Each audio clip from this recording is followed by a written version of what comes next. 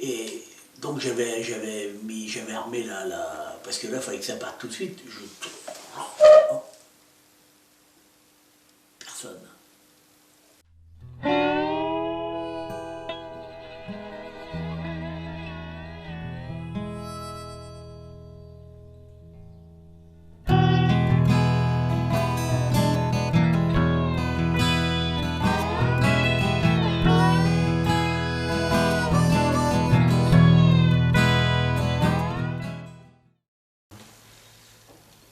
Alors moi, j'ai passé ma jeunesse dans le canton de Breteuil, hein, jusqu'à 20 ans.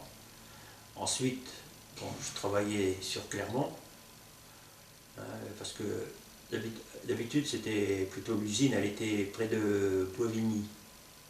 Et malheureusement, l'usine, dans l'année 57, l'usine a été détruite par un incendie. Alors, heureusement, l'usine principale était à Clermont. Et moi, je prenais tous les jours le bus qui passait chez nous et direction Clermont pour le travail.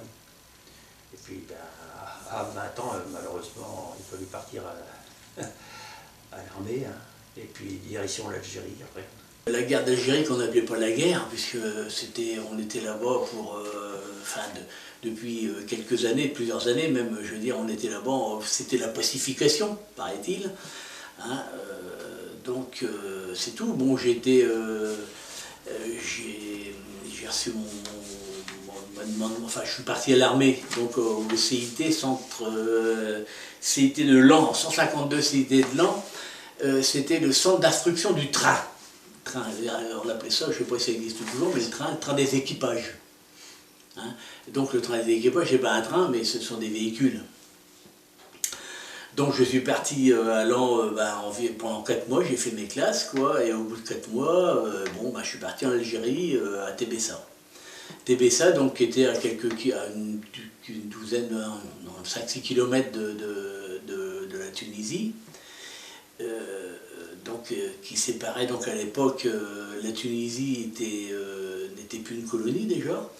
Donc il y avait cette fameuse barrière, cette fameuse ligne Maurice, qui était une ligne électrifiée, qui partait de la Méditerranée jusqu'à se perdre dans le désert du côté de Négrine, là-bas. Et nous, on était là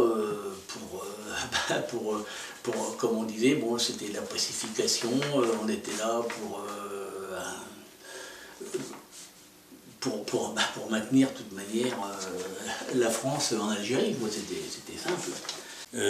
Donc, pour ce qui concerne cette période militaire, j'étais incorporé dans un premier temps au 7e cuir de Noyon, le 2 septembre 1959, et j'ai été affecté en Algérie en novembre 60 pour être libéré pour le Noël 61.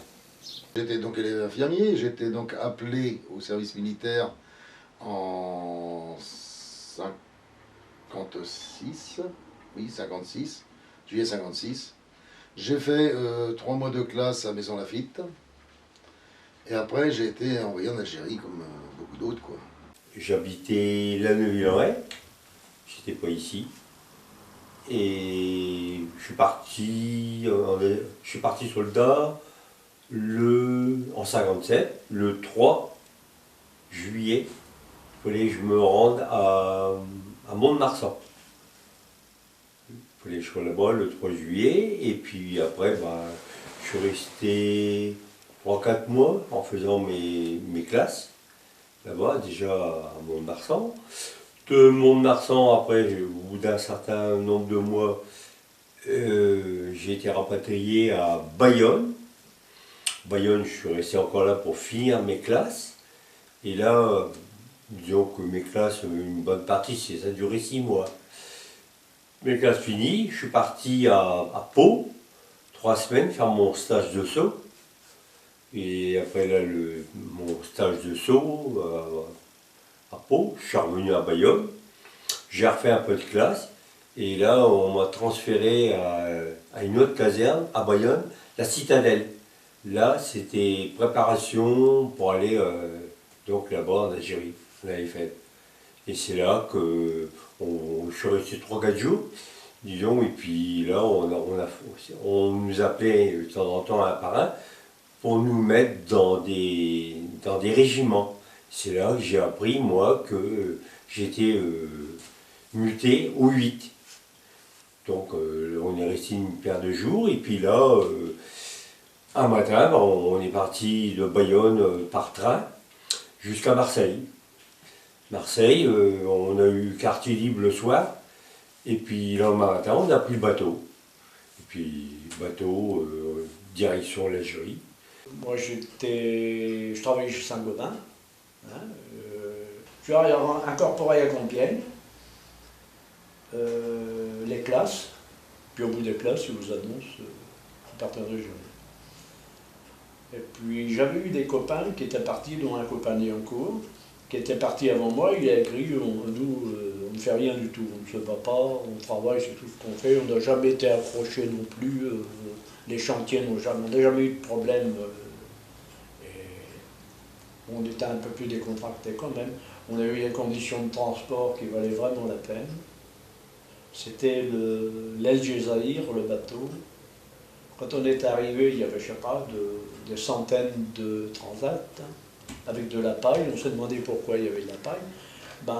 Au bout d'un quart d'heure de mer, il y avait déjà des gars qui commençaient à réguler. Il y avait 24 heures à passer là-dedans. Et comme la mer était forte, en passant le golfe du Lion, interdiction de monter sur le pont, bien sûr que c'était un arme. Hein, ah bon, arrivé là-bas, c'est un peu spécial parce qu'on est arrivé par bateau. On nous a fait prendre le train. On nous a foulé la trouille parce que entre deux, le train s'est arrêté, ça me canardait un peu partout. Il faut me mettre dans l'ambiance déjà, vous voyez. Parce qu'on est parti avec des armes, mais des vieilles armes, un US 1903, un Lebel, un truc comme ça, mais sans cartouche. On nous avait armés sans... Ils avaient peur qu'on devienne dangereux, peut-être, je sais pas. Enfin bref, ils nous ont foutu la trouille une fois qu'on est arrivé là-bas, bon ça s'est arrangé. Et puis je me suis donc retrouvé à Cherchel, petit village à côté de Cherchel, puis à Fromentin exactement. Et là, j'ai commencé à faire un travail d'infirmier, puisqu'il y avait une espèce une SAS, ils appelaient ça une SAS, c'est un centre social en fait. C'était surtout pour aider au niveau des soins les personnes âgées et les enfants. Mais ça n'a pas duré, parce que c'était trop, on faisait trop de social, si j'ose dire. Donc ça a été fermé, et puis je me suis retrouvé après dans une unité combattante, dans un Borge-Barache pour être précis. Et là j'étais encore infirmier, mais infirmier actif, en fait je crapahutais avec les autres. J'allais en opération avec la boîte à pharmacie dans le dos, et tout le bazar, vous voyez. La première impression, donc j'ai pris le bateau à Marseille pour débarquer à Oran. D'Oran, nous prenions le train jusqu'à Inkerman, et à partir d'Inkerman, donc on montait en camion, pour ce qui me concerne, jusqu'au Mélab, qui se situait à 1000 mètres d'altitude, en plein cœur de Loire-Saône. Donc première impression, c'est un petit peu une certaine, on peut dire peur, mais en tout cas, le fait d'être accueilli par des militaires comme nous, des gens du contingent pour la plupart, mais armés de mitraillettes. Bon. C'est-à-dire que bon, nous venions nous avions fait 4 mois de classe et on avait joué à la guéguerre. Bon, ça nous passait très loin tout cela. Bon, donc là, bien évidemment, on s'apercevait qu'on n'était pas venu pour jouer la guéguerre. Mais c'était vraiment la guerre, même si, bien évidemment, il était hors de question d'évoquer ce sujet nommément. On venait pour faire de la pacification, n'est-ce pas, ou du maintien de l'ordre. Et la guerre, il ne fallait surtout pas en parler. Et ça, c'était le cas même au sein de l'armée en Algérie. Le tabou sur le terme de guerre. Oui, surtout. Oui, tout à fait, oui. Quand je suis arrivé, c'est vrai que ça m'a fait drôle, parce que quand je ne me rappelle plus où c'est qu'on arrivé, on n'est pas arrivé, je crois, parce qu'après c'est des camions qui nous ont pris, je sais que c'est des camions, puis on est... Quand je suis arrivé, bon, c'est vrai que vous voyez que c'est un pays qui est en guerre. Il y a des barbelés partout, il y a des camions qui sont là, des machins qui ont été cramés, des voitures, tout ça. Enfin, on voit que c'est pas un pays qui est tranquille. On est arrivé en Algérie, moi j'étais un peu surpris parce qu'en entendant des récits, j'ai cru que c'est pas comme ce serait sur la plage du débarquement, mais il fallait faire gaffe. Il y avait des gars qui nous attendaient avec une bière à la main, les manches relevées, accoudés au GMC. J'ai dit, bon, ben, si la guerre commence comme ça, c'est pas mal. Hein, ça. Et puis on a été affectés, voilà, mais c'était la proximité de la mer, c'était du tonnerre. C'est un peu vache de dire ça par rapport aux autres, parce que ne faut pas croire non plus que l'Algérie, ça a été que des baignades, que des sorties en ville, c'était pas que ça. Hein. Je suis arrivé à Philippeville, au Campéo, on appelait ça, bord de la mer. D'un côté, il y avait la Légion, et de l'autre côté, il y avait nous, les parents. Voilà. Et puis, je suis resté là une vingtaine de jours, j'ai touché mon armement. Et puis, disons qu'il y avait quoi, oh, il n'y avait même pas une semaine, j'étais là. À dimanche, ben, je suis parti déjà en opération. À dimanche, à Batna.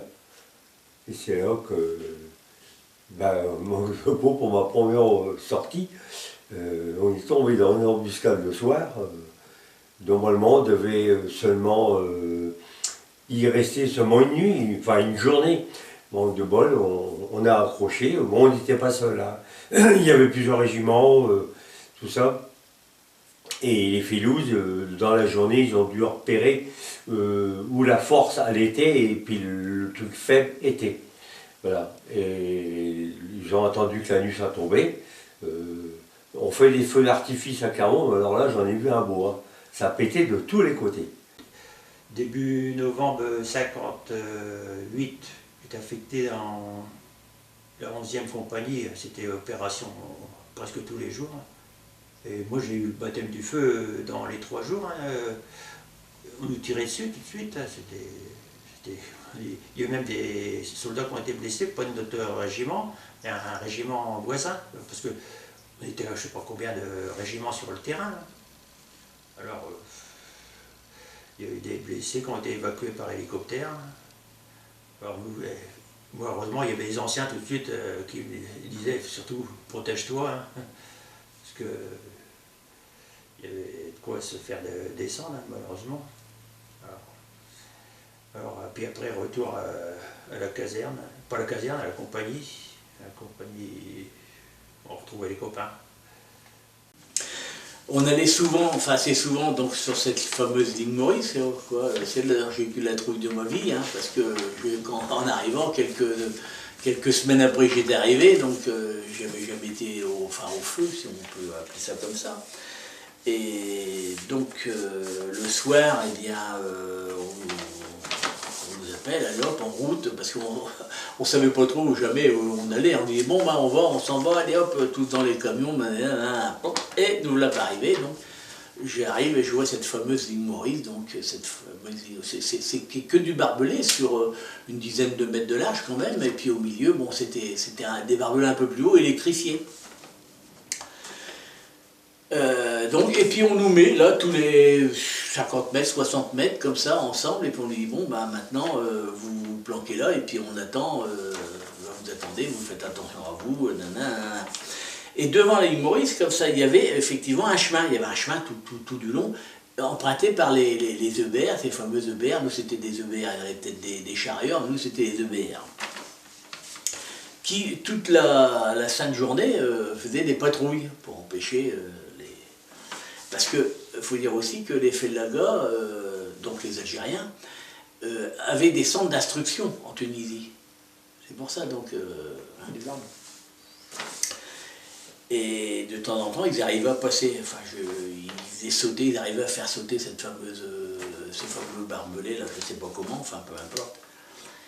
Donc, la journée, donc, nous on arrive, il était 6 h du soir, d'ailleurs, le soir se couche beaucoup plus vite là-bas, hein, c'est pas quoi, mais il y a au moins 2 heures de différence presque entre Et donc le soir tombe, etc. Et il y avait un autre chemin, un autre sentier, qui était au moins à 200-300 mètres plus loin. Et là, c'était donc la nuit, les EBR ne passaient plus au bord, mais passaient sur l'autre derrière. Et nous, on était entre deux. Donc des postes comme ça, par terre, à 2-3, le long, comme ça. Et au bout, enfin, il y a un EBR qui s'est mis derrière nous. donc à 100 mètres, un peu, faut situer un peu, hein, à 100 mètres derrière nous, bon c'est tout, il était là, et puis bon la nuit tombe, etc. Et alors il s'est mis à faire des tirs d'a priori. Alors ça fait un bruit d'enfer, c'est-à-dire il est tiré au canon, c'est-à-dire à 40-75. Au-dessus de nous, on appelait ça des tirs d'a priori. C'était, bon, si encore que, eh ben, il y avait des Algériens ou des Felnagos, comme on les appellera, qui voulaient passer. En fait, eh bien, bon, si jamais il y avait un obus qui tombe à côté de lui, tiens, on est repéré.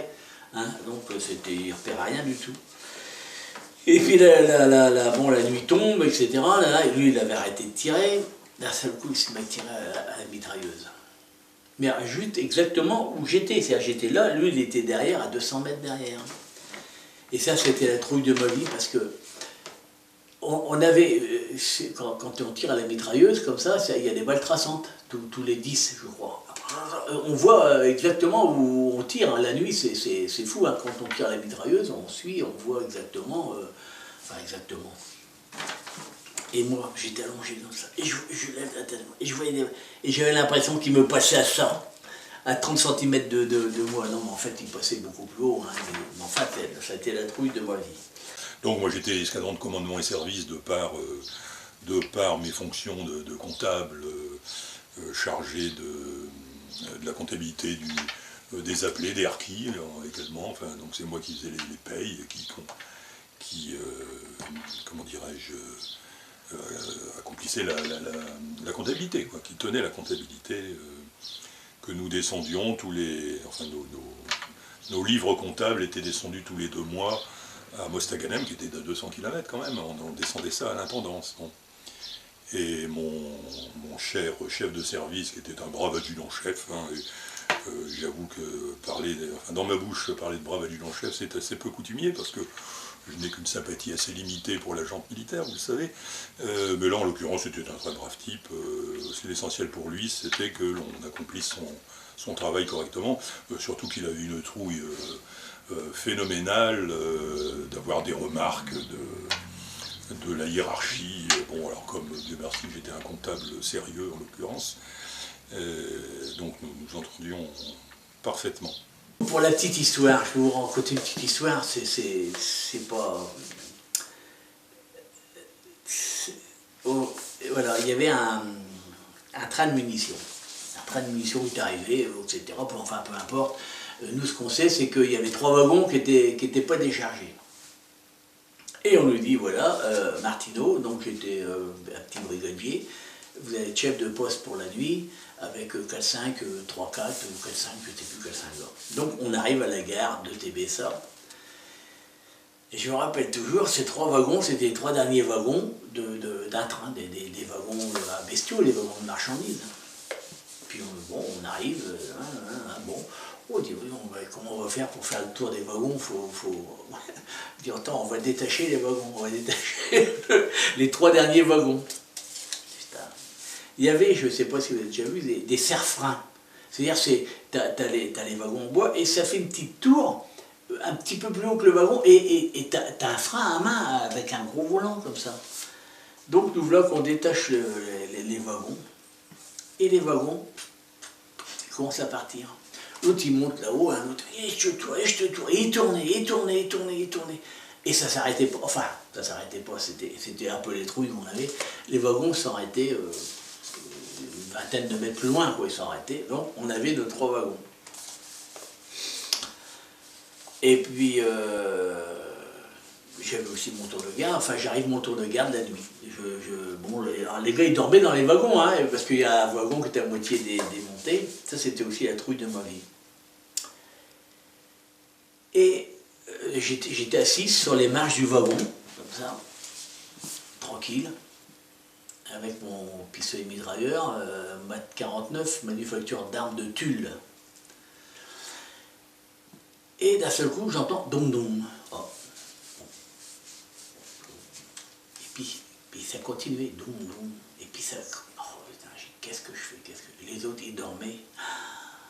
Oh, j'ai dit, attends, mais ils sont en train de taper en dessous des wagons dans le bois, parce que c'est en bois, hein, pour passer en dessous. Oh, je dis, qu'est-ce que je fais? Je réveille pas. Oh, j'y réveille pas.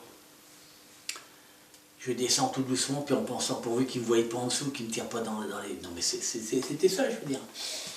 Et donc j'arrive à côté, je tourne dans le wagon, j'étais sûr, je l'entendais là, je l'entendais taper là. Hein. Et c'est là qu'on voit aussi ces poils qui s'hérissent sur la tête. Tu sens tes cheveux, tu vois, c'était marrant. Et donc j'avais armé la... Parce que là, il fallait que ça parte tout de suite. Je tourne. Personne. Donc, blond. Ah oui, d'accord. Le vent s'est élevé. Il y avait un volet en bois qui battait irrégulièrement selon le truc. Voilà, ça c'était là aussi une des peurs. On a été surpris qu'on nous demande de se mettre en tenue de combat, donc c'est déjà un truc, hein, mitraillette, mat 49 et chargeurs. Et demain matin, je ne me rappelle plus à quelle heure, le dimanche matin, il faut aller chercher les gens. Alors on avait 400 patelins de prévus pour nous. C'était des petits villages avec une quinzaine de baraques, enfin des baraques qu'ils avaient, les bechtas comme on l'appelait, et j'étais situé bien souvent à 400 km espacés, il fallait les chercher. Alors quand ils ne voulaient pas monter, ils prenaient un coup de pompe dans le cul pour monter, et puis il fallait aller dans les baraques pour voir s'il restait du monde. Bon, il y a des moments il restait des pépères, bon, il était sur... carrément, bon, toi qui restes là, on l'avait pas vu. On les emmenait là-bas. Ils arrivaient au bureau de vote bien souvent. Je crois me rappeler qu'ils étaient de couleurs différentes normalement. Parce qu'on avait décidé qu'ils ne savaient pas lire. Bulletin de vote. Hein, des bulletins de vote. Puis moi, je n'en ai pas pris comme un con. Et celui qui demandait, quand il y avait, bien souvent, il n'y avait qu'un bulletin, celui qui demandait l'autre, il était tout de suite arrêté comme suspect. Ça ne traînait pas. Alors, ils faisaient ça 2 fois, puis les autres ne demandaient pas de bulletin, ils n'étaient pas fous. Hein. Et ça a expliqué, les 99,8 ou quelque chose dans ce coup-là que De Gaulle a fait, c'était un truc sensationnel. Alors, oui, après, donc, je suis allé dans Caudouin et on a commencé à Borge-Bache, donc sur un piton. On nous a demandé de faire de la pacification. C'est-à-dire qu'on allait dans le village, on essayait de discuter un peu avec les gens, de leur expliquer qu'on était là, pas pour faire la guerre, mais pour les aider, pour empêcher que ça tourne mal. Bref, ça a duré très peu de temps, ça a duré à peu près 6 mois. Et au bout de 6 mois, on a commencé à se faire canarder. Alors là, on s'est dit, c'est terminé, on n'y va plus. Il y avait, je vous l'ai fait voir, il y a eu des photos là, de quand on est en retour à la compagnie, l'avion qui venait nous larguer le courrier, c'était le fameux broussard. Broussard ou alors les petits pipers, comment ça s'appelait, ouais, enfin bref, mais il balançait le courrier en rase-botte, hein, et le courrier il allait dans les barbelés, il fallait le récupérer. C'était bien parce qu'on avait quand même du courrier de la famille. Hein. Ça c'était la compagnie de Maroum, là, quand on était là, sur les hauts plateaux. Ouais, tout ça, qu'on avait le courrier comme ça. On était assez loin de... Et la première ville, Saïda, je crois bien c'était 50 ou 60 km. Alors nous, on était complètement perdus là, sur les hauts plateaux. Ah oui, c'était le bled. Je suis resté, moi, 28 mois. Ça fait très long. C'est long, effectivement. Surtout quand on n'a pas de permission. Parce que 28 mois sans permission, ça revient en France. 24 mois, pardon, 24 mois. Parce que j'ai fait 4 mois en France. J'ai fait que 24 mois en Algérie. Mais on se faisait bien chier quand même. Hein. C'était long. Oh là là. Là-bas?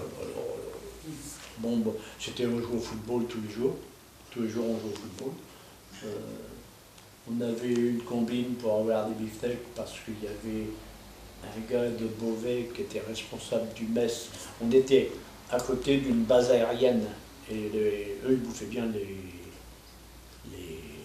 aviateurs. Donc, il réussissait à avoir des beefsteaks par ce gars-là et on s'était isolés, nous là, à 4 ou 5, on faisait des frites tous les jours, on mangeait des beefsteaks frites. Enfin, il n'y a pas de beefsteaks, on mangeait des frites. Quoi. Alors, ils nous parachutaient sur le piton, c'est amusant parce qu'ils nous parachutaient la bouffe une fois par semaine. Ça passait par avion, c'était des espèces de caissons en tôle qui arrivaient en bas, qui explosaient carrément. Le pinard, ben, jamais on l'avait. Hein, ça arrivait au sol, c'était répandu. Ça explosait. Les bidons, ils explosaient, bah oui. Alors on avait une roulante, comme la roulante, ils avaient en 14 ou en 40, et c'est là-dessus qu'on faisait la bouffe, quoi. Une roulante? Ben, il y a une cuisine roulante. Je sais pas ce que c'est. Vous savez pas ce que c'est? Bah non. Ah, bah alors. Pas fait la guerre. Oh, faudrait que je cherche si j'ai pas des photos. Non, j'ai plus de photos là-dessus, moi. Et nous, ce qu'on mangeait, c'était des rations. Hein. Bon, il y avait quand même un cuistot qui faisait à manger, mais moi, dans la première compagnie que j'étais, là, il y avait un cuistot là, que vous avez été boucher originaire de Pont-Sainte-Maxence, là. Lui, au moins, là, il savait faire à manger. Mais après, quand on était dans le bled, là, on payait quand même opération. On partait avec les rations, le bidon plein d'eau ou de pinard, à la rigueur, quand on réussissait à avoir du vin, mais pas grand-chose. Et puis, comme pain, c'était du pain de guerre, dur comme du caillou, hein, le pain. Alors, je ne dis pas, hein. En Algérie, il y avait tellement de colons qui étaient là-bas, il fallait voir les fermes qu'ils avaient. Vous savez, il y a des fermes qui ont brûlé, on avait ça sur le dos du FLN, c'était pas du tout le FLN, c'est les troupes qui ont foutu le feu à leur truc. Hein. Et ils vendaient la flotte, hein. Ils leur vendaient l'eau. Hein. Il y avait des sections qui gardaient la ferme, ils leur vendaient l'eau. Hein. C'était des... Et votre rapport là-bas, quand vous étiez avec les pieds noirs en général? Très mauvais. Avec les Arabes, bon. Mais avec les pieds noirs, très mauvais. L'Arabe, il a quand même cette capacité d'être bien avec tout le monde. Écoutez, je vais vous faire une confidence. Nous, j'ai séjourné à Fromentin pendant 2 mois. On était dans un sous-sol. Pour avoir de l'eau, il fallait qu'on paye. On achetait notre eau. Quand il n'y en avait plus dans la citerne, il fallait voir le commandant, enfin le capitaine. Il disait, mon capitaine, il n'y a plus d'eau. Bon, ben, je vais vous faire un chèque et puis vous allez aller chez l'agriculteur chercher la flotte. Marquez, vous me direz qu'après, ça nous a un petit peu aguerris. Et quand on pouvait lui voler une poule, ou une oie ou un canard, on lui volait. Ça, même un mouton de temps en temps. Ah oui, il fallait bien qu'on change un peu le régime des boîtes de conserve. Là. Parce que quand je suis arrivé, moi, on bouffait les conserves qui avaient fait l'Indochine. C'était de 51 les boîtes, là, les grosses boîtes. Les pâtés, les boudibifs, les biscuits qui étaient imbouffables. D'ailleurs, c'est dur comme tout, il fallait le faire tremper pendant 2 heures dans le café pour pouvoir le manger. Vous voyez, c'est l'horreur au début comme ça. Hein. Et alors quant à la population européenne, bon là donc au Mélab rien, bien évidemment, mais lorsque j'ai fini donc à Inkerman, là on était en ville, hein, c'était une petite ville, avec des commerces et ça. Donc le peu de relations que j'avais avec les autochtones, c'était avec des commerçants. Bon, les relations étaient bonnes, on était clients, hein, soit dans un café, soit un restaurant, bon. Donc voilà, mais les contacts avec ce qu'on qualifiait de pieds noirs, j'en ai eu, pour ce qui me concerne, assez peu. À Mostaganem aussi, quand donc descendais à Mostaganem, mais là aussi c'était des relations de clients, puis on se mettait en civil, on n'y avait pas le droit, mais enfin on se mettait en civil pour aller à la plage, on a pu y aller, et puis donc pour aller une fois ou deux au restaurant, donc on était toujours, mais dans ce cas-là, les tenanciers, tout en nous voyant en civil, savaient très bien que nous n'étions pas des pieds noirs, nous n'étions pas donc nous étions des militaires en permission, et on nous recevait très très bien, mais encore une fois, c'est une relation de commerçant à client. Alors, je ne peux pas les analyser comme des relations conventionnelles. Mais ils nous regardaient de haut, hein, on était vraiment la merde, hein, c'était vraiment... ça c'était... Je pense que 90% des gars qui sont allés en Algérie, ils vous diront la même chose. Hein. Là, ils nous toléraient sur la plage, ça leur plaisait pas. Ça leur plaisait pas. C'était toute la haute société d'Alger qui venait là. Ils voulaient pas d'être fions. Hein. C'était pour ça, nous on foutait la merde dans les cafés, on foutait la merde. Bon, la guerre d'Algérie, je crois qu'il était bien au courant. C'est la faute de certains, hein, tels que le pied noir. Une certaine catégorie de pieds noirs, hein, je dis bien. Pas tous. Aujourd'hui, l'Algérie, si elle a éclaté, c'est à cause de ça. À cause de certains gros colons qui exploitaient, ils étaient ce qu'ils étaient. Mais enfin, ils les exploitaient dans leur ferme, ils les faisaient travailler puis ils les payaient pas. On était là, nous on était sur le Piton, mais quand on avait l'occasion d'aller au ravitaillement dans le village de Magenta, ici il y avait quand même des petits pieds de main, il y avait un petit café, c'était sympa, hein, ah ouais, c'était une bonne ambiance, hein, je trouve. Alors, malheureusement, qui c'est qui a déclenché ça? C'est tout de suite après la guerre, hein, qu'il y a déjà eu des problèmes, malheureusement. Et sinon, les gens, bon, il y en avait des bons, c'est pareil, et il y avait des bons, des moins bons. Hein. Comme le jour, je vous expliquais, là, quand on était la première compagnie, qu'on a été la 11e compagnie, on allait en protection des moissons. En pleine cagnard, hein, c'est tout juste, quelquefois, ils nous donnaient à boire. Ah oui, il y avait des gros colons, eux, ils avaient des centaines d'hectares de terrain là-bas. Alors, pour eux, c'est pareil, il fallait que ça rentre. Avec la population arabe, c'était beaucoup plus facile. Bon, pour moi qui étais infirmier, c'était facile parce qu'ils venaient chercher un soin. Ils avaient tous des escarres, ils étaient dans un mauvais état sanitaire, hein, franchement. On les a aidés quand même pas mal, quoi. Ce qui fait que, bon, nous on était appréciés, et on les appréciait parce qu'ils savaient nous remercier. On était invités, alors c'est pas toujours invités à dîner, par exemple, dans le Douar où on était, mais on n'y allait jamais parce qu'on savait très bien le risque qu'il y avait. Alors ils n'étaient pas contents du tout qu'on ne vienne pas chez eux. Je leur expliquais, j'ai dit, attends, tu sais qu'il y a des risques, tu sais pourquoi. Alors, après, ils nous amenaient des gâteaux, ils amenaient du thé, ils venaient avec leur théière nous servir. C'était amusant, quoi, c'était sympa. Il y avait une chaleur humaine. Il y avait une chaleur humaine, quoi, mais ils ne voulaient pas la guerre, ces gens-là. Ils la voulaient pas, mais ils voulaient quand même leur indépendance, quoi.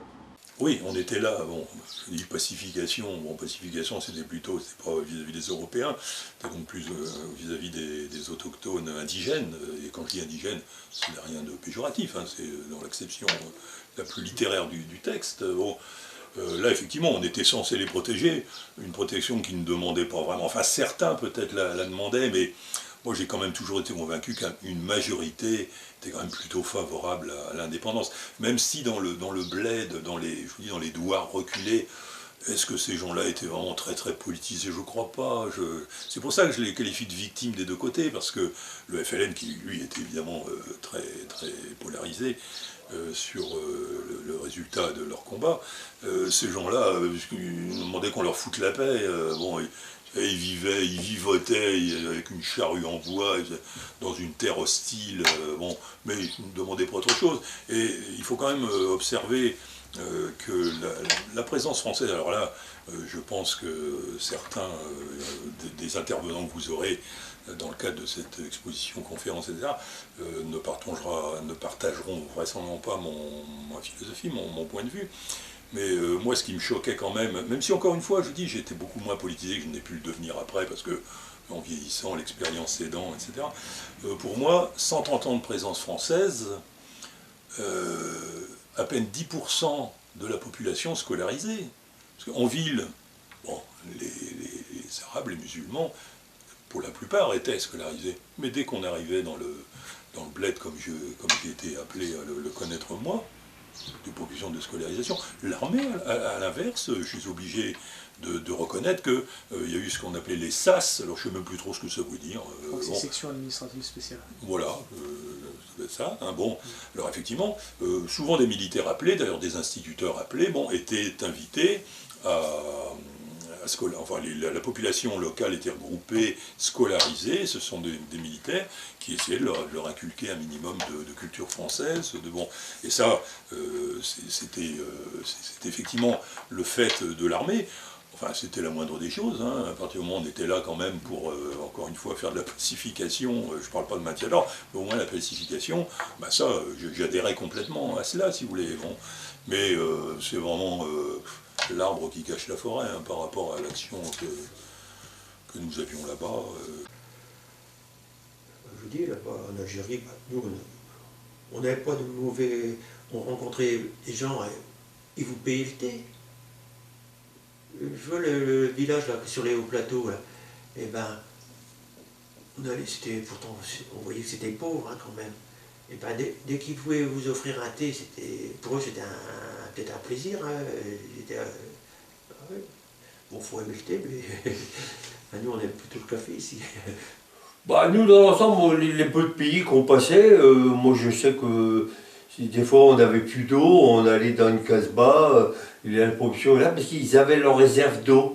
Bon, on leur donnait toujours une pièce, hein, notre gradé disait toujours, je veux que vous respectez la population, parce que la population, pour nous, c'est vrai, elle n'avait rien de... Bon, il y avait des femmes, bien souvent, on verra qu'on voyait les bonhommes, mais les femmes et les petits gamins, bon, ils nous donnaient un bidon d'eau, on avait nos gourdes, ils les remplissaient, on leur donnait une pièce, bon, ils étaient heureux. Donc, nous, personnellement, on n'a jamais fait de mal à la population. Ah non, non, non. Ah oui, c'était que des malheureux. C'était que des malheureux. Il fallait qu'ils travaillent pour les pieds noirs, il n'y a rien à faire. Alors il y en avait qui étaient, évidemment, il y avait les mecs qui avaient eu du fric avant, qui avaient toujours du fric. Hein. Il y avait dans Alger des Arabes qui avaient des baraques, mais l'Arabe de base, c'était des malheureux. C'était des malheureux. Ils étaient sous la fameuse Raïma, c'était comme une tente. Hein, je ne sais pas si vous avez déjà vu des reportages dans le désert, hein, ben c'était ça, hein, malheureusement. Les gens, ils vivent comme ça, ils couchent sur une natte, et puis les bêtes, ils vivent avec eux, soit à côté ou à l'intérieur, pour se nourrir, il faut bien qu'ils se nourrissent avec quelque chose. Hein. Il nous arrivait d'aller nous promener un petit peu aux alentours de notre camp. Donc là, c'est là où on avait un contact avec la population, mais bon, qui ne parlait pas français. Et puis on voyait les hommes, curieusement, on les voyait pas. Certains étaient peut-être chez le camp adverse. Bon. On voyait des femmes, des enfants, vraiment vivant dans une insalubrité spectaculaire. Bon. Un peu effrayé nous, en étant militaire, on se gardait bien de prendre des armes, à nos risques et périls d'ailleurs, on se l'est dit après, ça, bon. Mais un peu effarouché, et qui acceptaient qu'on les prenne en photo. Donc, contact relativement chaleureux. Avec les hommes, lorsqu'il nous arrivait de rencontrer des hommes, on était automatiquement invités à prendre le thé. Vraiment des relations un peu plus chaleureuses.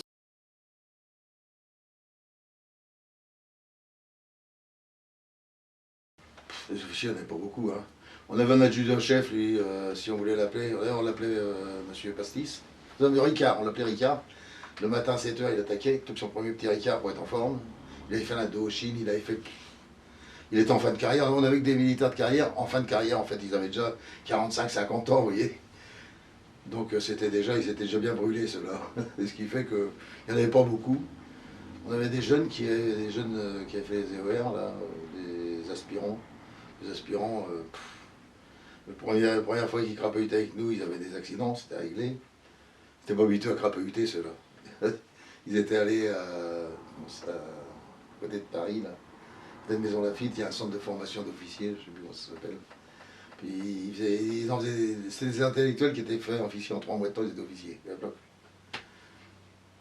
Et c'était pas leur truc, quoi. C'est pas leur truc du tout, ça n'avait rien à foutre. Il y avait le commandant Belavenir. Alors c'était pas son nom, hein, Belavenir.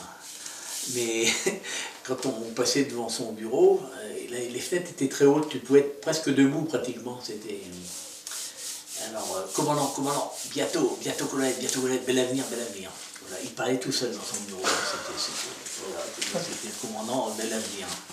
Non, moi je dis que dans mon régiment où on était, moi j'ai toujours dit, tout l'encadrement, les gradés qui étaient là, déjà beaucoup de ces gars-là, c'était des gars qui avaient fait l'Indochine. Donc ils avaient une grande expérience des combats, de diriger un régiment.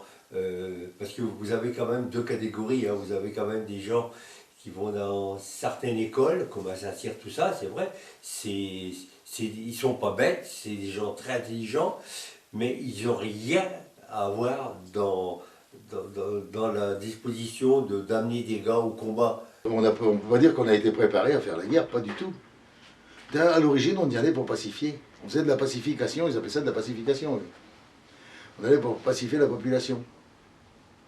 Ouais. Alors évidemment, ça n'a rien à voir avec la guerre. Hein. Ce qui fait que c'est pour ça qu'il y a eu tant de morts d'ailleurs. Parce qu'on n'avait pas le réflexe du militaire à entraîner, quoi, je veux dire. On avait un sergent-chef avec nous, puis nous on était les appelés. Bon. Moi, j'ai dû tirer une fois dans ma vie un coup de fusil, c'était à Montmelon, c'est le seul moment où on a fait du tir couché, quoi, sur une cible. C'est la seule fois que j'ai tiré un coup de fusil, autrement j'ai jamais tiré un coup de fusil. Et tous ceux qui ont tiré, ils ont tiré un petit peu au hasard, sans savoir où ils tiraient.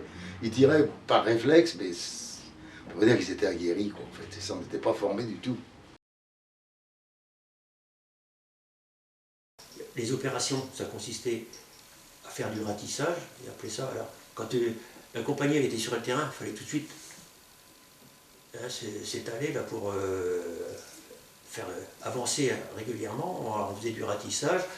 Il y avait les chars, ils étaient en bouclage quelquefois. Alors c'est là quelquefois qu'il y avait, ça crachait le feu là, parce que les rebelles ils savaient plus, ils étaient pris au piège. Et entre l'infanterie et les chars qu'il y avait là. Et c'était souvent des engagements aussi violents que ça? Ah oui, nous, les engagements, déjà où on allait, on nous envoyait toujours dans les coins où il y avait vraiment des bandes de félouses. Bon, bien souvent, quand on faisait des opérations, parce qu'on avait l'aviation aussi qui nous suivait ou qui nous escortait, c'était des T6. Et c'est vrai que les gars, ils nous aimaient bien parce qu'ils nous disaient par radio, attendez, on va faire 2-3 passages, parce qu'on vient de voir une bande de félouses, attendez, on va faire 2-3 passages, on va déjà les nettoyer. Puis après, bon, ils disaient, ils repartaient à leur base, ils disaient, bon, vous pouvez y aller. Voilà. Bon, nous, ouais, on n'était pas conditionnés, mais il fallait y aller. Hein. Alors, si on souhaitait pas trop rencontrer les rebelles, parce que quelquefois, on y aurait laissé des plumes. Hein. Bon, il fallait y aller, hein.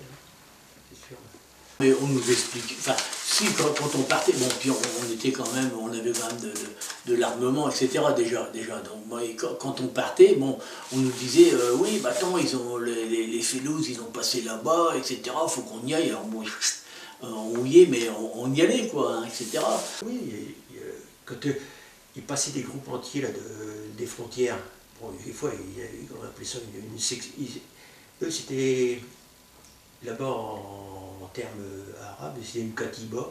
Une katiba, ça valait une compagnie, mettons, chez nous, hein, mais ils n'étaient pas groupés comme une compagnie comme nous. C'était par petits paquets d'hommes. Hein. Alors après, une katiba, il y avait un autre nom, je ne me rappelle plus, mais c'était toujours par petits groupes qui se faisaient. Alors, quelquefois, il y avait un isolé, hein, comme ça, isolé, il passait peut-être mieux. Le capitaine, il a dit, c'est pas la peine d'aller risquer sa vie. On fera de l'opération de contrôle, mais en armes, et puis on fera des opérations de ratissage, pour essayer de trouver des félagas qu'on ne trouvait jamais d'ailleurs. On a très peu trouvé. On s'est fait tirer dessus. Alors ils étaient intelligents, parce que quand on était dans le fond d'une vallée, eux étaient en haut, ils nous tiraient dessus. Quand on était en haut, c'est eux qui étaient en bas, dans la paroi de la... ça fait comme, je dirais, une montagne, quoi. Dans la paroi de la montagne, ils étaient là à mi-chemin, comme ça, pour nous tirer dessus, en face. On était, nous, à droite, eux étaient à gauche. Quand on était en bas, eux étaient en haut. Vous voyez, c'était... Enfin, bref. On voyait quelquefois dans la montagne, eux, c'était le téléphone arabe. Ils se faisaient des signaux avec des lampes, je ne sais pas ce qu'ils pouvaient avoir. Et là, on partait sur les emplacements. Bon, on avait les cartes, le capitaine il avait les cartes d'état-major, c'était indiqué ce qu'on devait faire, hein, sur le terrain.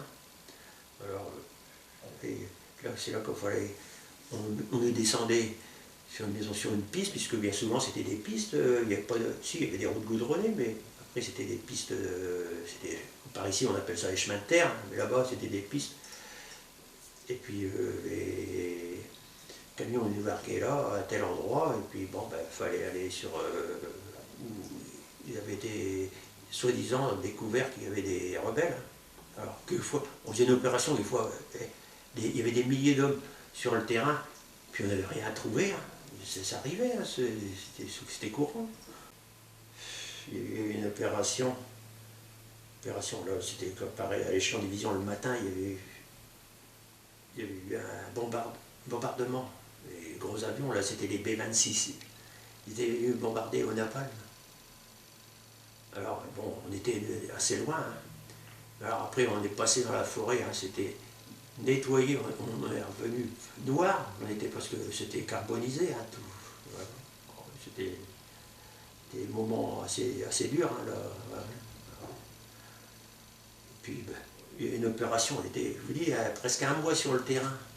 Alors, on rentrait, on se lavait, il y avait le casque, c'était notre salle de bain, le casque lourd. On remplissait ça d'eau quand on avait un peu d'eau. Hein, c'était. Oui, on avait ça comme.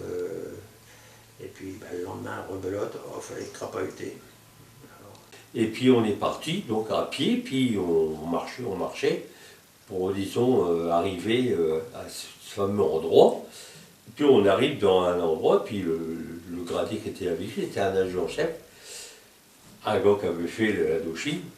Il dit bon, on va arrêter là, et puis c'est bizarre parce qu'il dit à fur et à mesure qu'on marchait, on marchait dans un petit chemin, et il y avait de l'herbe assez haute, et puis on voyait l'herbe qui se redressait. Donc on s'est dit, il y a des gars qui ont passé devant nous, et puis l'herbe, alors eux, ils voyaient ça. Et il a dit, faites gaffe les gars, je crois qu'on va se faire serment allumer. Et puis on arrive à un moment, et puis le gradé dit, on va arrêter là, puis il y avait une belle clairière, qui faisait au moins plus de 100 mètres, il n'y avait pas d'arbre, rien du tout. Alors, à un moment, puis il y avait une mèche-là. Une mèche-là, c'est une cabane. Et puis on avait vu des gars se barrer. Et il y avait des moutons, il y avait des grandiers là-bas. Ça sent mauvais. Alors il nous pose la question, il dit qu'est-ce qu'on fait? Il dit on passe la carrière. Alors nous, il dit, mon chef, je crois que c'est dangereux. Parce que c'est quand même long, et là on a vu les gars se barrer, on va se faire allumer un par un si on passe la carrière. Hein. Bon, il dit on va rester là, puis il dit bon ben mettez-vous en place. Alors moi donc avec mon fusil mitrailleur, j'ai une petite butte, je mets le fusil mitrailleur en haut, là à 52 là, et puis j'attends, puis tous les gars ils étaient dépliés. Puis on attendait, on s'est dit on va bien en voir qui vont sortir. Et puis bah, on n'a pas eu le temps. Je me suis fait allumer sur la droite par un fusil mitrailleur. Et c'est là que, ce coup je ne l'ai pas senti, c'est que j'ai eu ma main pleine de sang. Et j'ai eu le temps. Bah, le plus beau, c'est que j'ai eu du mal à récupérer mon fusil mitrailleur parce que le gars continuait à m'arroser. Et il était pas loin. Hein. Et il faut les voir, alors j'ai réussi à le tirer, mais à m'en servir quand même, parce que les gars montaient sur nous. Ils avaient vu à un moment qu'on avait eu un genre de flottement pas sûr de nous. Et là on a réagi, tout ça, même moi qui n'étais pourtant blessé, c'est bon, tout le papier, le bas. Et puis on a quand même réussi à l'évacuer. Et puis donc, un de mes voltigeurs qui était devant, puisque j'en avais toujours 4 devant moi, pour me protéger, vu qu'une pièce est quand même plus important que... Et le gars, lui, il avait pris une rafale, et on ne l'avait pas vu tout de suite, les gars, moi j'étais déjà assez loin, et le gars, il est fait loup, ils ont réussi à le déshabiller, lui piquer son arme et sa tenue camouflée. Alors, soit de nuit, hein, on partait de nuit, fallait chercher les rebelles. Puis alors, on postait la nuit, nous on était aussi en embuscade, des fois la nuit, pour attendre. Une fois ils ont passé, il fallait pas bouger surtout, hein. Mais les rebelles ils ont passé peut-être à quoi, même pas 10 mètres de nous. Puis ben, le lendemain c'était au lever du jour, c'est là qu'il fallait être prudent aussi. Alors on montait pour être en altitude, et les rebelles on les a vus, ils étaient cachés dans des buissons, hein, avec des grenades. Et malheureusement, il y a eu des victimes, hein, bon, c'est de leur côté. C'est bien passé, mais ça aurait pu être. S'ils lançaient les grenades, ça aurait pu être nous qui passions de l'autre côté, hein, malheureusement. Alors, c'était pas beau à voir. Hein. Après, quand il y avait ramassé des rebelles comme ça, bon, il y avait il y avait des chars, des half-tracts hein, qui étaient on appelait ça en bouclage aussi. Et on ramassait les victimes, hein, les rebelles, puis les promenait dans les villages. Ah ouais, comme ça, le corps pour impressionner les populations. Alors, le rebelle, il était sur le capot de l'Aftrac. C'est ce que c'est un Aftrac, hein, c'est avec un engin, avec un chenille. Puis il descendait dans le village. Et pour la population, c'est qu'elle soit sensibilisée. Hein, alors, bon, ça marchait bien, hein, ça marchait pas du tout, je sais pas. Je n'avais pas du tout cette impression-là, tu vois, je suis toujours antiraciste, mais j'avais pas, je savais bien que c'était des colonies, oui, c'était peut-être une sale guerre, bien sûr, mais avec le poids des idées dominantes, tu vois, eh ben, t'es un peu pris là-dedans, je veux dire. Moi, j'ai jamais été un tueur, j'ai jamais été, mais s'il avait fallu, ben, forcément, il m'avait donné une arme dans ma tempe, et puis il m'avait appris à m'en servir, hein. C'est ça aussi qui est grave, c'est quand tu es pris dans ces idées dominantes qui sont là, bon bah c'est tout, on est en Algérie, nanani, on est chez nous, voilà. Nous personnellement, on n'a jamais fait de mal à la population. Ah non, non, enfin moi pour mon cas, ce que j'ai vu dans mon régiment, moi, il y a eu des choses qui ne sont pas toujours passées pour moi, c'est vrai. Mais nous, nos gradés le disaient, hein, ça, je ne veux pas que vous touchiez à des choses de dérive, pas de ça. Souvent, on avait une fouille de Mechta, donc de groupes de maisons, c'est comme ça. Et c'était les légionnaires qui entouraient donc le petit village, et c'était nous qui rentrions dedans, parce qu'il y a eu trop d'exactions d'un point de vue des légionnaires. Et ça, c'était sûr. Ça, j'y ai participé, je les ai vus, j'étais là, plusieurs fois. C'est des gens qui étaient là, qui, bon, bah, défendaient, c'est sûr, ils défendaient leur territoire. Hein, nous, on était un peu des étrangers qui venaient sur leur pays. C'est sur les attaques. Bon, l'Algérie était française encore à ce moment-là, mais moi, je pense que c'est malheureux à dire avec le recul d'aujourd'hui. On a été là-bas encore aussi pour quoi? Ben, aujourd'hui, avec le recul, ben, on n'a servi à rien encore aussi. On a fait des morts, hein, d'un côté comme de l'autre. On a tué aussi bien des jeunes, comme nous, on a perdu des jeunes. On avait quoi, 20, 21 ans. Hein, moi, j'avais 21, 21 ans. Bon, puis aujourd'hui, pour ce qu'on en a fait, je pense que nos hommes politiques n'ont pas su, disons, régler ce problème-là, peut-être autre chose que par des armes.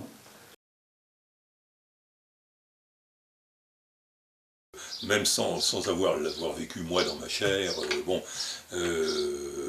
j'étais quand même conscient, parce que ça se savait, même si là aussi c'était très largement démenti, au même titre il était absolument interdit de parler de guerre, il était encore plus défendu d'évoquer la torture. Bon, et Dieu sait qu'on savait que ça existait, y compris nous au Mélab, je savais très bien qu'au PC du colonel, là-haut, on torturait des gens. Alors, je ne cherchais pas trop à comprendre, pour moi, on torturait des félagas.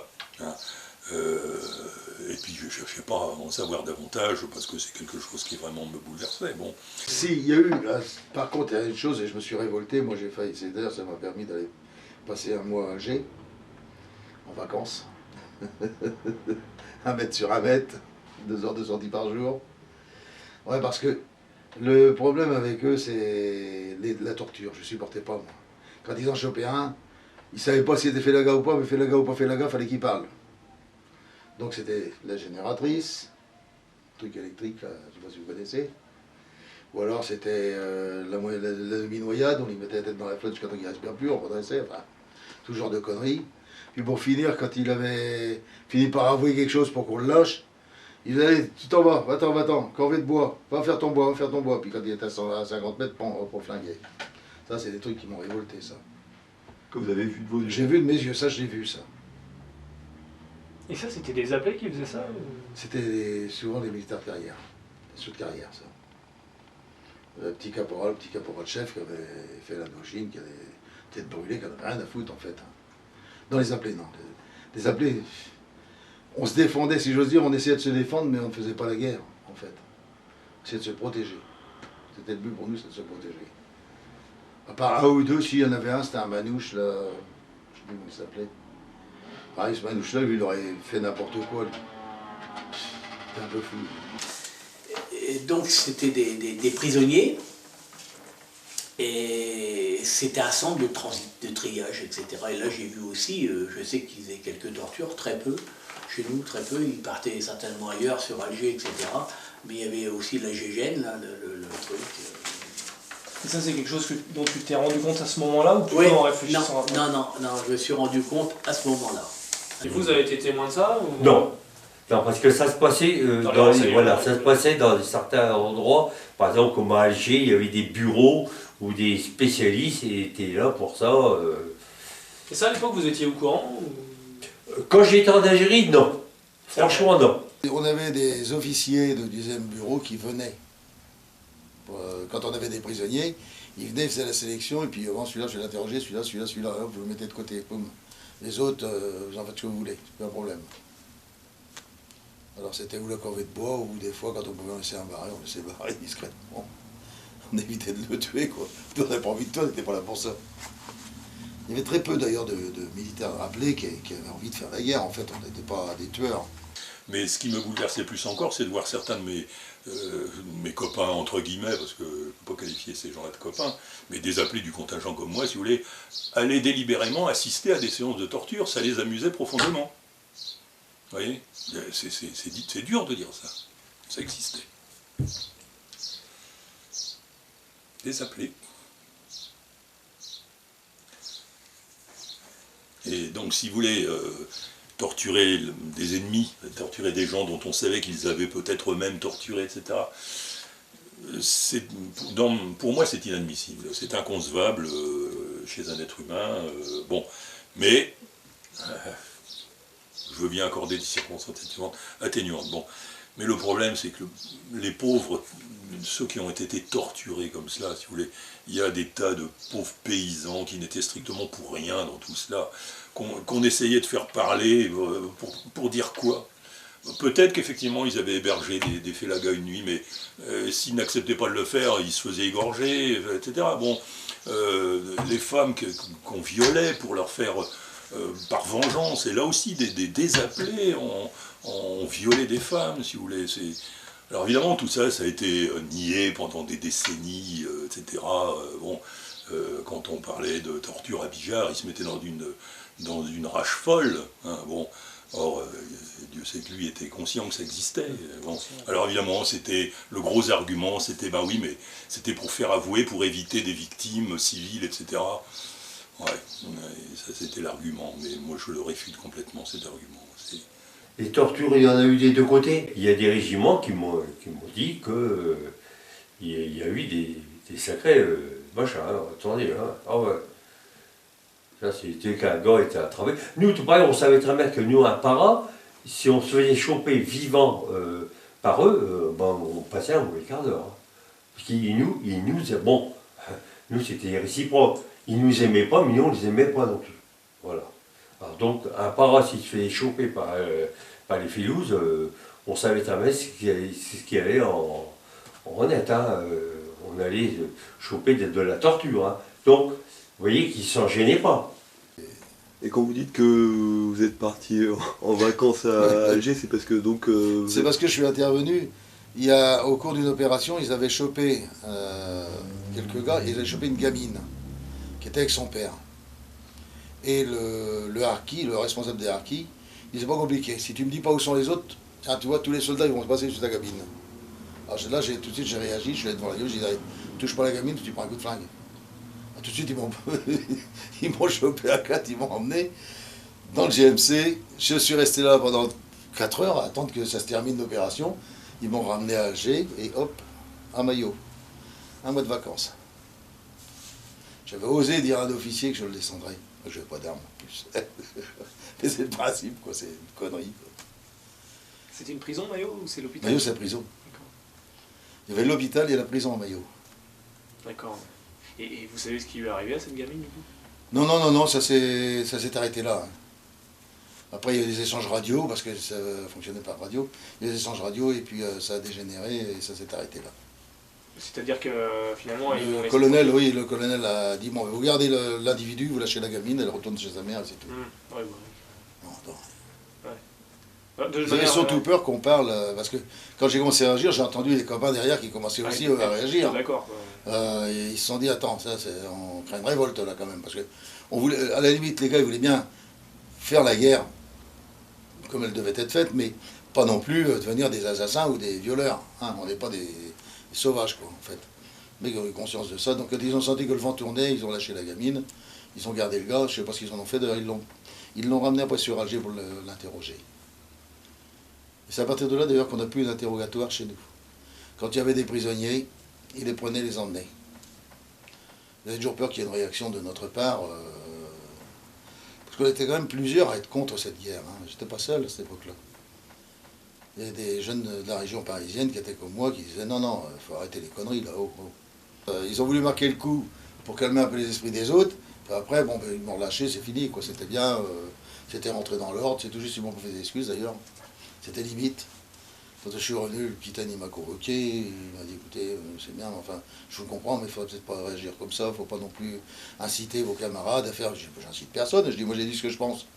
Je suis intervenu parce que j'estimais que c'était pas normal qu'une gamine de 7 ou 8 ans là, était haute comme ça, la moum là. Je dis non mais attendez, vous jouez à quoi là? Il me dit il ne l'aurait pas fait, je dis vous plaisantez. Et je le connaissais moi le vieux d'Indochine, hein. Très capable avec ses harkis de le faire ça. Il filait à tous ses harkis la gamine. Attends, oh. Bon, moi je n'ai pas eu et je n'ai pas été amené à ce type d'action ou d'exaction, mais certains l'ont été et l'ont accepté plus ou moins de bonne grâce, mais j'ai peur que certains l'aient accepté de bonne grâce, si vous voulez. Hein, comme quoi l'être humain, intrinsèquement, il peut être très mauvais, très mauvais. Ah ben, j'ai pas eu, Dieu merci, je n'ai pas été victime de l'OS, mais quand je vous disais tout à l'heure que je ne suis plus allé à Mostaganem, quand on a commencé à parler de l'OS, je ne savais pas du tout qui était à la tête de tout cela, ce que ça pouvait représenter. Bon, je savais que c'était l'organisation de l'armée secrète, alors l'armée c'est déjà pas mon truc, mais secrète en plus, bon. Ce qui s'est passé, parce que on avait 130 ans de colonisation, on ne peut pas balayer ça comme ça Et ça, ce que j'ai ressenti, et c'est l'OAS qui a fait le plus de mal, parce qu'on aurait pu, entre la France et les Algériens, hein, maintenir une coopération, tu vois, sincère, etc., avec ce peuple-là, parce que c'était pas non plus... tant ils parlaient français comme toi et moi aussi, hein, en plus algérien, enfin, arabe, hein, ce qui est encore mieux. Hein, et eux, ils avaient 2 langues, moi j'en avais qu'une. Mais on aurait pu avoir des liens qui soient restés autres que ceux qu'on a vus après. Hein. Mais si vous voulez, je distingue dans les membres de l'OAS, je distingue les chefs de l'OAS, qui beaucoup étaient, comme disait De Gaulle, les carterons, généraux en retraite, enfin bon, il y en avait quand même quelques-uns, Salan en particulier, et bon, c'était le grand Manitou. Donc je distingue ces gens-là qui pour moi sont des assassins, auxquels je n'accorde absolument aucune excuse, je n'ai aucune mensuétude pour ces gens-là, qui ont pratiqué la politique de la terre brûlée, baroud d'honneur, pour moi c'est plutôt du déshonneur. Bon. Donc, d'une part, ces gens-là, je les déteste, vraiment, je les exècre. Et les pauvres types, une partie de la population pied noir, si vous voulez, dont il faut bien reconnaître qu'ils ne connaissaient que l'Algérie, c'était leur terre de naissance, la terre de leurs ancêtres, ils avaient des tombes, etc. Ces gens-là qui, d'un seul coup, ont été mis devant l'évidence qu'ils allaient quitter leur terre, leur propre terre, qui ont pu se laisser entraîner. Bon, cela, c'est impardonnable également de s'être associé au crime de l'OS, c'est tout à fait impardonnable, mais je peux leur accorder, sinon mon pardon, ils n'ont pas à attendre mon pardon, je peux leur accorder quelques circonstances atténuantes. Oui. Il faut savoir faire la distinction, je pense.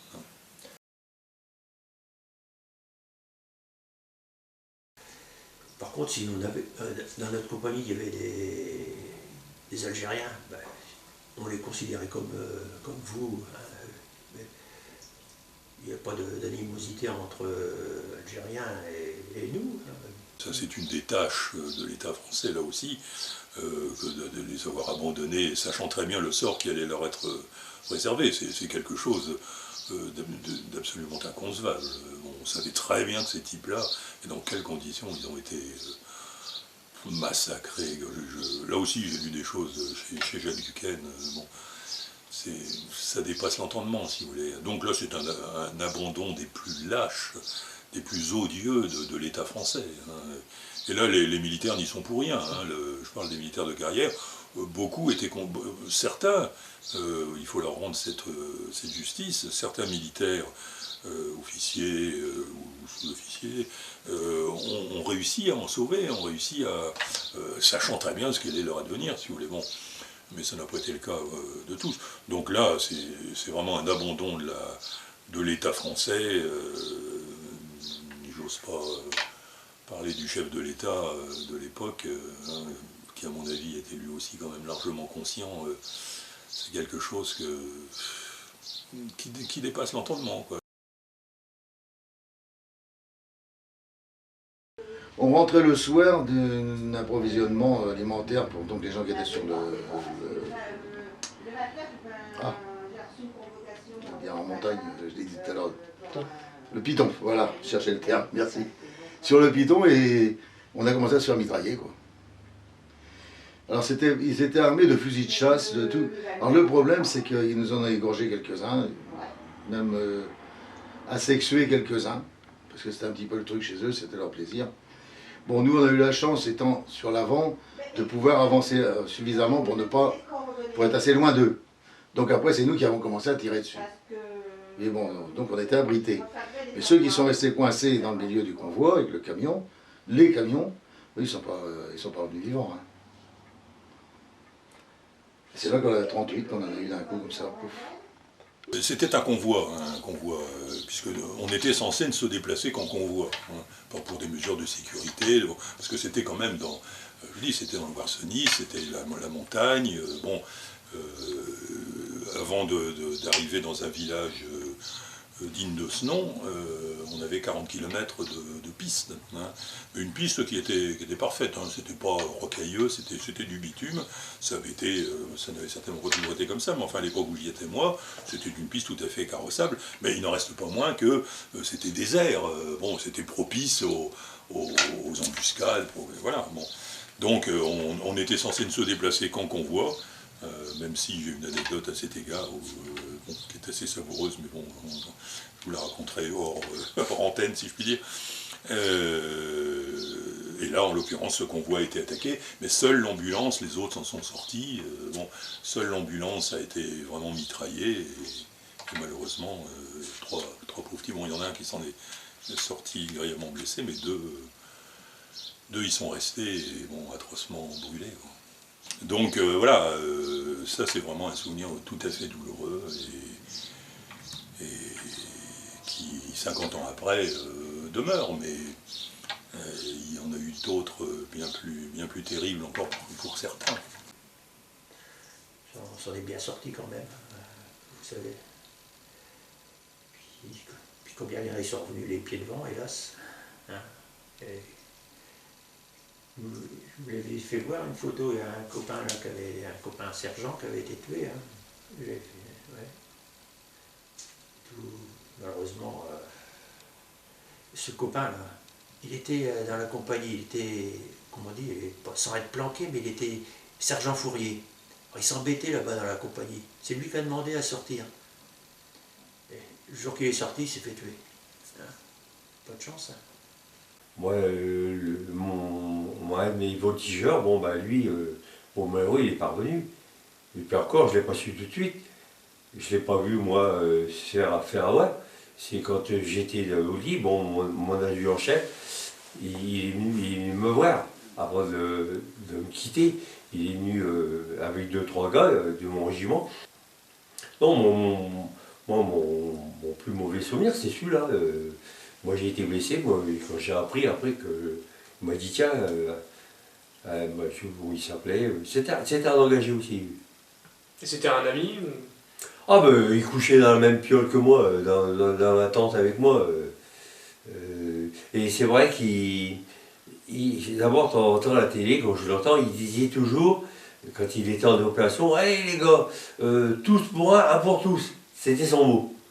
Et c'est vrai que quand de temps en temps je l'entends, cette phrase-là, je pense à lui, tout le temps. Ah ouais.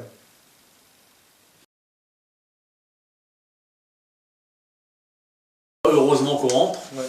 hein, c'est tout, c'était mon sentiment, hein, heureusement qu'on rentre. Mes parents étaient bien contents, bien entendu aussi. Hein. Bon, ça serait à refaire, je le referai. Ouais. Sûr, oui, même repartir dans ce régiment, ces gars-là, je le referai, je repartirai. Ah oui, ça, je le referai, hein, sans hésiter. Alors j'étais un peu perdu quand je suis revenu. Moi j'avoue que je ne savais plus trop où j'en étais là. Ça m'a fait drôle parce qu'on était toujours quand même un peu tendu, on est toujours à l'écoute du bruit, des choses comme ça, toujours de peur d'un coup de fusil, de choses. Là, je suis vraiment enfant, j'étais un petit peu paumé, je sais pas, j'étais bizarre. Puis après je me suis adapté tout doucement, bon, c'est tout. Malheureusement, quand j'en vois au cours des réunions d'anciens combattants, il y en a qui sont dans un triste état, malheureusement. Oui. Moi, je ne me plains pas pour l'instant, toujours du bout. Vous voulez dire psychologique ou physique? Au retour, c'était surtout psychologique. Hein. Moi, j'ai quand même été un moment à me remettre dans l'ambiance, comme on dit, familiale, et puis même pour le boulot, tout ça. Hein. Surtout que, plus que ça, j'ai été malade pendant 2 mois. Alors, je ne sais pas comment déjà que ça va tourner, hein, mais c'était surtout psychologique, et puis physique, bon, je m'en suis bien remis quand même. Hein, mais quand même, au départ, c'était... Après, bon, on reprend le dessus. Hein.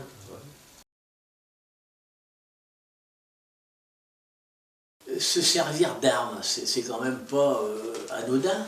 Je veux dire, vous les jeunes, maintenant, vous n'allez plus à l'armée, c'est aussi bien. Quoique, l'armée de métier, c'est pas... tandis que le contingent, c'est autre chose. Quoique. Oui, plus de service militaire. Voilà. Moi, je le dis tout de suite, je suis contre. J'aurais dû continuer. Moi, je dis pas de guerre. Mais, moi, je dis quand on vit dans un pays, c'est comme le vote. Moi, je dis ça c'est obligatoire, le vote. Et le service militaire, ça serait dit que 6 mois, ça aurait dû continuer. Voilà. Que ça aurait peut-être fait du bien à certains. Je ne dis pas que le gars aurait peut-être changé, j'en sais rien. Parce que quand t'es pourri, t'es toujours une ordure, t'es une ordure.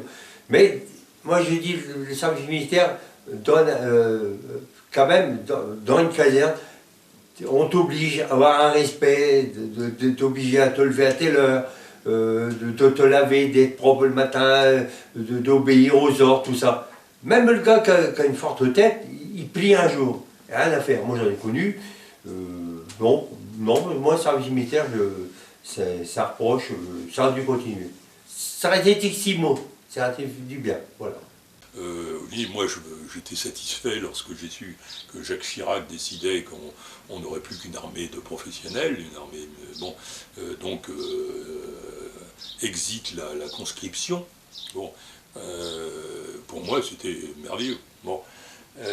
Mais certains disent, ah oui, mais vous savez, l'armée, au ça avait l'avantage de confronter, de procéder à un brassage des populations, ouais, ok, mais bon, J'estime qu'il y a peut-être d'autres contextes plus favorables que celui-là. Mais c'est vrai, moi le premier, même si au départ, je vous dis, j'étais bien content d'avoir un cercle à peu près du même milieu social, mais après, par la suite, en Algérie, j'ai eu de tout, et voilà, les gens, c'est pas parce qu'ils n'avaient pas fait d'études qu'ils n'étaient pas intéressants pour autant. Donc ce brassage de population, c'est effectivement un côté qui pouvait être positif, qui pouvait être concret. Certains pouvaient même en tirer bénéfice, incontestablement. Mais pour moi, ça ne justifierait pas qu'on rétablisse la conscription. Hein. Non, je ne le crois pas. Alors certains aussi vous disent, surtout maintenant que malheureusement on vit une délinquance bien regrettable, bien répréhensible, certains vous disent, bah oui, bah, si ces gars-là, ça leur ferait du bien s'ils avaient été à l'armée. J'y crois pas non plus à ça. J'y crois pas non plus. Non, moi je crois pas à l'abrutissement des masses. Hein. Bon. Donc, mais bon, encore une fois, je dis, je suis viscéralement iconoclaste. Ah non, ma vision de l'armée, non, l'armée, moi ce qui m'a déplu, c'est que ce soit maintenant une armée professionnelle. Hein. Que ce soit pas l'armée du contingent, l'armée du peuple, entre parenthèses. Ben voilà, attends. Hein. C'était magnifique. Joli, c'est ce semi-désert où on était, c'était magnifique, des levées, des couchers de soleil extraordinaires. Ah oui, c'est très joli, très joli. Puis on était aussi dans les Aurès, hein, c'est l'Atlas, hein, l'Atlas saharien, là, bon, on était en... Hein. Ah, c'est un beau pays, l'Algérie, hein. C'est un très beau pays. Vous avez, c'est un peu comme en France, il y a la montagne, il y a la mer, il y a les petites rivières, enfin les oueds, pas toujours pleins, mais enfin quand même en partie humides quand même. Non, puis c'est un très beau pays, il faut reconnaître que c'est joli. À cet égard, l'environnement était assez séduisant, si vous voulez. Le seul problème, c'est que le 6e régiment de chasseurs d'Afrique n'avait quand même aucune commune mesure avec le club méditerranéen, n'est-ce pas? Donc on appréciait quand même assez peu, en définitive. Encore que, bon, j'ai fait pas mal de photos, je vous en confierai quelques-unes, des diapositives. Et j'ai vraiment très belles photos. Et là, la population était très malheureuse, très miséreuse.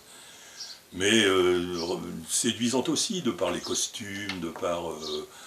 voilà, donc, disons que parmi les souvenirs positifs que je peux avoir de ce séjour contraint et forcé, il y a effectivement ce côté... non pas touristique, hein, parce qu'on ne l'appréciait quand même pas tout à fait à ce niveau. Oh, certainement que, bon, bah, moi je l'ai connu j'ai connu l'Algérie sous l'occupation, en guerre. Bon, peut-être qu'aujourd'hui, je sais pas comment c'est. Bon, j'ai failli, un jour, je voulais y aller. Et puis j'en ai tellement entendu que des gens avant moi, des gars qui avaient été en Algérie, hein, de ça, et puis ils y ont été, et puis ils ont été mal vus. Les gars ont retourné dans les grandes villes où ils avaient leur caserne, et puis ils ont voulu la revoir, et puis où ils ont été, il y avait des Algériens qui étaient dans cette caserne. Alors quand ils les ont vus arriver, puis ils ont dit viens faire là, bon, ils ont eu des doutes que c'était des gars qui avaient... Et ils ont été mal vus. Hein. Ah ouais. Alors j'ai dit non. J'ai dit non, je ne retourne pas dans ce pays-là. Non. J'étais en Tunisie, j'étais au Maroc, là, en vacances, j'étais en Égypte. Bon, non. Puis j'y suis allé une fois chez un ami, là, pendant une quinzaine de jours. On a traîné pas mal, j'ai refait un peu le circuit de ce que j'avais fait pour reconnaître un peu. Ça a changé, ça a beaucoup changé. Hein. Et les gens ont changé aussi, d'ailleurs. La mentalité, on sent qu'ils sont plus détendus qu'à l'époque où on y était. Ils vous disent facilement bonjour, qu'avant, vous sautez au cou, tiens. Ils se sauvaient, oui, quand on arrivait. Un militaire, oh là là, fréquentez pas les militaires. Il y avait des risques pour eux, parce que, ouais, t'avais un genre d'enseignement des militaires, là, attention, il a essayé de se faire flinguer, celui-là. Alors bon, c'est pourquoi, mais là, j'y suis allé, je vous dis, je suis allé donc 2 fois, 3 fois. Et ça s'est bien passé, il n'y a pas eu de problème. J'ai retrouvé le fils d'un monsieur que j'avais connu, j'ai retrouvé quelques têtes comme ça dans le bled où je suis allé, là, à Fromentin. J'ai retrouvé le fils du potier, qui était potier lui-même maintenant, quoi. Son père venait de décéder il y a quelque temps avant, très peu de temps avant. Et j'ai parlé des... Alors c'est pareil, les coopératives, là la coopérative qu'il y avait, qu'on allait défendre en fait, on venait protéger cette coopérative, bah, ils l'ont muré tout autour et c'est resté tel quel. Ils auraient pu le démolir, profiter du... Non, non, non, non, ils ont muré, c'est tout, ça reste comme ça. Ça fait partie du monument historique. C'est dingue ça. Je ne m'intéresse pas trop à ce que c'est devenu, non, je n'ai pas trop envie. J'aurais eu très envie d'y retourner, vous voyez, de revoir, sans avoir la trouille, sans avoir besoin d'avoir mon pistolet. Bon, j'aurais aimé revoir, c'est encore une fois, on en parlait tout à l'heure, un environnement qui était quand même relativement séduisant au plan de la nature, etc. Bon, j'aurais aimé, mais non, je connais je suis retourné dans le Maghreb de l'autre côté, Tunisie, Maroc, j'ai connu tout ça, en touriste, mais j'aurais aimé faire du tourisme en Algérie également, ça n'a jamais été le cas, ça ne le sera jamais. Je me sentirais pas bien, je crois, je me sentirais pas bien, voilà. J'aurais toujours voulu y retourner, oui. Ça s'est pas fait parce que bon, avec tous les problèmes qu'il y a, et puis je sais pas, ça s'est pas fait. J'aurais bien voulu y retourner, oui. Comment t'expliques? C'est quand même beaucoup d'anciens combattants d'Algérie qui n'ont pas forcément un très bon souvenir de leur période là-bas. Ça arrive souvent, on entend souvent qu'ils ont envie d'y retourner. Comment tu l'expliques? Bon, est-ce que c'est parce qu'on a passé une partie de notre jeunesse là-bas? Je sais pas. C'était long, mais on était une bonne équipe de copains, il y avait une camaraderie, on voit tout ce qui existe dans la société, des tordus, des vicieux, on voit tout ça, mais c'était quand même une sacrée camaraderie. On était une piole où, quand il arrivait un colis, c'était pour tout le monde. On avait un problème avec les Alsaciens aussi, parce qu'ils parlaient en alsacien, nous on l'avait assimilé. On était à 12 ans de la guerre, on les assimilait tout de suite aux Allemands, on levait le bras, puis ça finissait le pain, c'était sûr. Mais c'était des bourriques quand même. C'était des bourriques. Au départ, si vous voulez, bon, c'est quand même un changement total de vie lorsque vous sortez de votre foyer, on est des célibataires, enfin certains étaient déjà mariés, ou au moins fiancés, etc. Sortez de votre famille, de votre foyer bien confortable, douillet, un peu fermé, pour se retrouver dans une collectivité inhospitalière, avec des gueulards de l'encadrement, etc. Bon, la chance de se retrouver avec des copains qui partagent à peu près les mêmes... Bon, donc, encore une fois, c'était fin des années 50, début des années 60. À l'époque, tout le monde n'avait pas eu le privilège de faire des études secondaires ou supérieures. Et donc, en étant intégrés dans les EOR, au moins, on n'était que des gens ayant un minimum de... Encore une fois, fait un minimum d'études. Bon, ce qui nous distinguait un petit peu de tous les autres qui ne pensaient qu'à...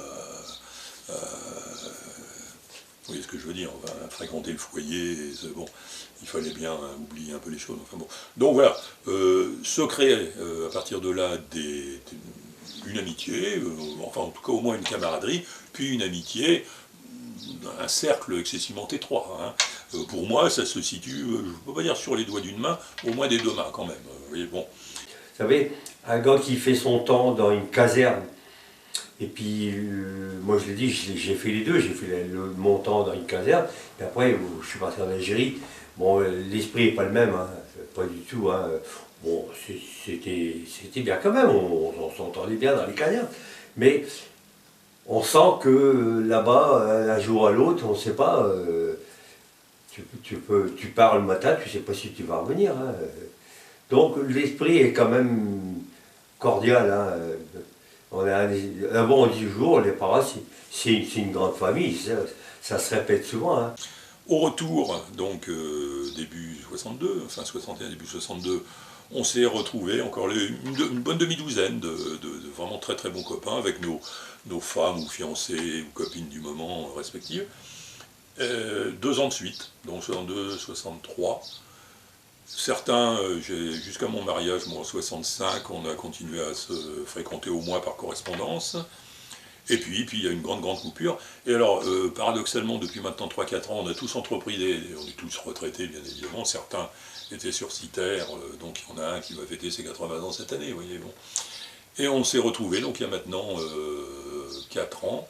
Et depuis 3 ans précisément, on se regroupe à 6 foyers, enfin 6 couples à Nîmes, donc, où habite donc notre futur octogénaire, là, qui lui ne se déplace plus beaucoup. Il est rentré, lui, avec quelques handicaps de l'Algérie d'ailleurs.